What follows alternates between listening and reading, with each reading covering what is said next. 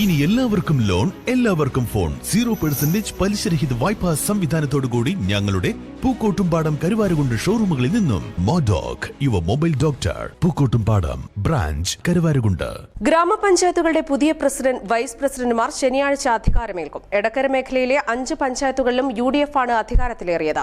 5 ഇടങ്ങളിലും നേതൃത്വം പുതിയ സാരഥികളെ തിരഞ്ഞെടുത്തു കഴിഞ്ഞു. ചുങ്കത്ര, പോത്തുകൽ പഞ്ചായത്തുകളിലൊഴികെ മറ്റു 3 ഇടങ്ങളിലും വനിതകളാണ് ഭരണസമിതിയെ നയിക്കുക. വഴിക്കടവിൽ പ്രസിഡന്റ് പദവി ജനറലാണെങ്കിലും ഈ സ്ഥാനത്തേക്ക് വനിതയെയാണ് മുസ്ലിം ലീഗ് നേതൃത്വം ഏൽപ്പിച്ചിരിക്കുന്നത്.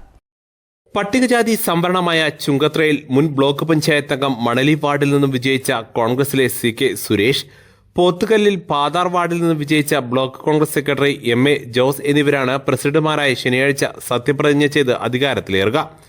എടക്കരയിൽ പാലേമാട് വാർഡിൽ നിന്നും വിജയിച്ച കോൺഗ്രസിലെ ദീപ ഹരിദാസും Moothedath Mahila Congress block president TK ഹബ്സത്തും പ്രസിഡന്റ് പദവി വഹിക്കും.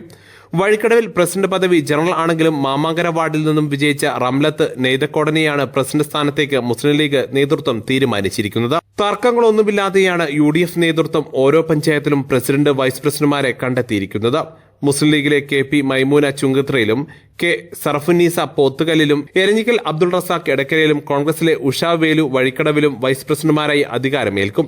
അതേസമയം മൂത്തേടത്ത് വൈസ് പ്രസിഡന്റ് സ്ഥാനത്തേക്ക് ആരെന്ന കാര്യത്തിൽ വെള്ളിയാഴ്ച രാത്രി ചേരുന്ന മുസ്ലിം ലീഗ് പാർലമെന്ററി യോഗത്തിൽ തീരുമാനമെടുക്കുമെന്നും നേതാക്കൾ അറിയിച്ചു. പ്രസിഡന്റ് സ്ഥാനത്തേക്ക് തെരഞ്ഞെടുക്കപ്പെട്ടവരെല്ലാം ആ പദവിയിൽ ആദ്യമായാണ്. പോത്തുകല്ലിലെ K സറഫുന്നീസയെ ഒഴികെ മറ്റ് പഞ്ചായത്ത് വൈസ് പ്രസിഡന്റുമാരും ആ സ്ഥാനത്തേക്ക് പരിഗണിക്കപ്പെടുന്നത് ആദ്യമായിട്ടാണ്. ശനിയാഴ്ച രാവിലെ 10:30 ഗ്രാമപഞ്ചായത്ത് പ്രസിഡന്റുമാരും ഉച്ചയ്ക്ക് 2:30 വൈസ് പ്രസിഡന്റുമാരും സത്യപ്രതിജ്ഞ ചെയ്ത് അധികാരമേൽക്കും. News bureau, Edakkara.